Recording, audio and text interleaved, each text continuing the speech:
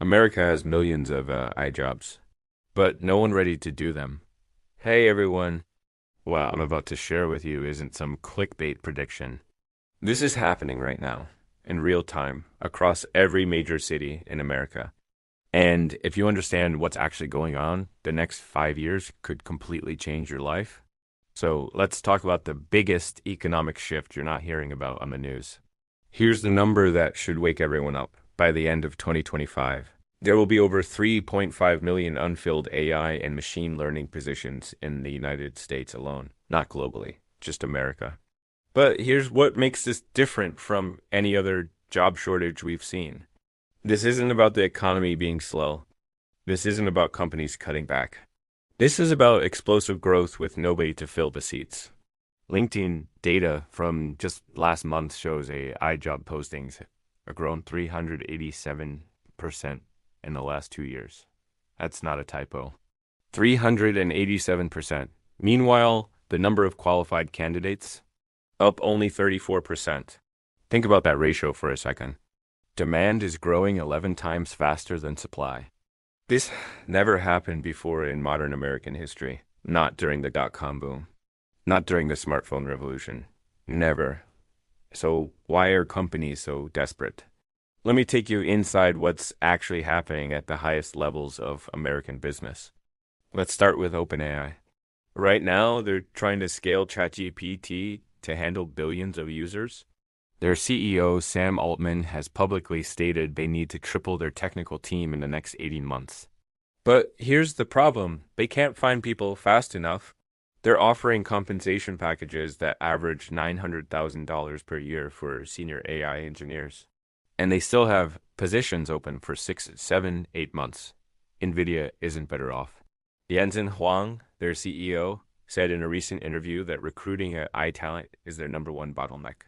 Not chips, not manufacturing, people. They've opened new offices in Austin and Seattle specifically for AI roles, and they're struggling to fill them. But this goes way beyond tech companies. Let's talk about defense. The U.S. Department of Defense just announced Project Maven, which needs over 5,000 AI specialists to modernize military intelligence systems. This is national security we're talking about. And they're competing with private companies who can pay twice what the government can offer. Healthcare is even more critical. Hospitals across America are trying to implement AI for diagnostics, patient care, and drug discovery. Mayo Clinic alone has 200 open positions for AI specialists right now. Johns Hopkins has 150. These aren't nice to have roles. These are positions that could literally save lives by detecting cancer earlier or predicting patient complications. And here's what nobody's talking about: small and medium businesses. Everyone focuses on the Googles and Microsofts, but there are over 45,000 American companies with fewer than 500 employees desperately trying to integrate AI just to stay competitive. They need people who can implement AI tools, manage AI workflows, interpret AI outputs. And they have even less chance of finding talent than the big players. The desperation is real. I'm talking about companies offering fully remote work, unlimited PTO, signing bonuses of $50,000 to $100,000, stock options, and continuous learning budgets. And positions are still sitting empty. Now, here's where it gets really interesting. Who's actually getting these jobs? Because the answer is going to surprise you. It's not who you think. A study just released by Glassdoor analyzed 50,000 AI job placements over the last 18 months. Here is what they found. 43% of people hired into AI roles don't have computer science degrees. Let me say that again. Almost half of people getting hired into AI jobs never studied computer science in college. So who are they? Let me introduce you to the new AI workforce. First, there are the career switchers. People like former teachers who learned Python and machine learning during COVID lockdowns. I'm not making this up. There's a woman named Sarah Chen, former high school math teacher from Ohio, now making $160,000 as a machine learning engineer at a healthcare startup. She learned everything online in 14 months. Then you have people from completely unrelated fields bringing unique perspectives. biologists working on AI for drug discovery, psychologists building AI for mental health applications, former journalists creating AI content analysis tools. The pattern here? They combined their domain expertise with AI skills and became irreplaceable. The second big group, immigrants. And this is critical to understand. Over 60% of AI researchers in the United States were born outside there. We're talking about people from India, China, Eastern Europe, South America. Many came here for graduate school and stayed. Many came on H-1B visas, specifically recruited by American companies. But here's the twist. The political debate around immigration is completely missing this reality. While politicians argue about border policy, American companies are screaming for more high-skilled immigration. The cap on H-1B is 85,000 per year. The demand? Over 400,000 applications annually, most of them for AI and tech roles. This means America is actively turning away the very people who could fill these jobs. It's economic self-sabotage on a massive scale. I've talked to hiring managers at major companies, and they all say the same thing. They can teach someone more Python. They can teach them more about models, but they can't teach someone how to think about problems or how to communicate. Those are the differentiators. And here's the meta skill nobody talks about: speed of learning. AI is changing so fast that what you know today will be outdated in 6 months. Companies want people who prove they can learn new tools, new frameworks, new approaches rapidly. How do you prove that? By showing your learning trajectory. Show you learned PyTorch last year, picked up LangChain 6 months ago, and you're already experimenting with the latest models.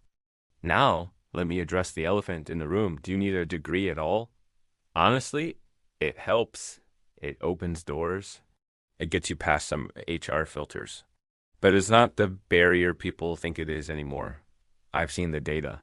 For entry-level AI roles, yes, about 70% of hires have degrees, but for mid-level and senior roles, it drops to 40%. Why? Because by that point, your work speaks louder than your credentials. If you've shipped AI products, if you've solved real problems, if you have a portfolio that proves your capabilities, the degree becomes less and less relevant. The real question isn't, do I need a degree? The real question is, can I prove I can do this work? And in 2025, there are more ways than ever to prove that without spending 4 years and $200,000 on a university. Here's what I need you to understand. We are living through a once-in-a-lifetime economic shift, and it's happening silently. There are no headlines, no viral moments, but it's real, and it's creating millionaires quietly. Let me paint the picture of what's coming. Right now, we're in the early innings. AI adoption in American businesses is still under 15%. That means 85% of companies haven't even started their AI transformation. They know they need to. They're terrified of falling behind, but they don't have the people to do it. This creates what economists call a skills arbitrage. If you have AI skills today, you can command premium pricing because supply and demand are so out of balance. We're talking about $120,000 starting salaries for positions that would pay $65,000 in other fields. We're talking about contractors charging $200 per hour for AI implementation work. But here's the bigger opportunity that most people miss: skill stacking. You don't need to be the world's best AI engineer. You need to be the person who understands AI plus something else valuable. Let me give you examples. AI plus marketing. Companies desperately need people who understand both how to run campaigns and how to use AI tools to optimize them. Someone who can implement AI for customer segmentation, for personalized content, for predictive analytics. That combination is worth $150,000 to $200,000 in major markets right now. AI plus healthcare knowledge. If you understand medical terminology, healthcare workflows, and you can build or implement AI solutions, you're looking at $180,000 to $250,000. Hospitals will fight over you. AI plus finance. Every bank, every investment firm, every insurance company needs people who speak both languages. Someone who understands financial models and can enhance them with AI. who can build AI trading tools, who can implement AI for fraud detection. These people are making $200,000 to $400,000. The pattern here is clear. Depth in one domain plus functional AI skills equals massive opportunity. And here's why this decade belongs to skill stackers. AI is going to touch every single industry. Every job will be transformed. The people who can bridge the gap between AI capability and industry application will be the most valuable workers in the economy. Think about it. Companies don't just need generic AI engineers. They need people who understand their specific industry problems and know how to apply AI to solve them. That's the gap. That's the opportunity. Now, I need to be real with you about the timeline. This opportunity window won't last forever. Right now, we're in the gold rush phase. Companies are so desperate, they'll take people with 6 months of real experience if they can demonstrate capability. They'll hire people without traditional credentials if the portfolio is strong. But in 5 years, the market will be more mature. Universities will have caught up with better AI programs. More people will have these skills. The compensation premium will normalize. The barriers to entry will increase. This is the moment. 2025, 2026, 2027. These are the years where someone can go from 0 to 6 figures by learning the right skills and positioning themselves correctly.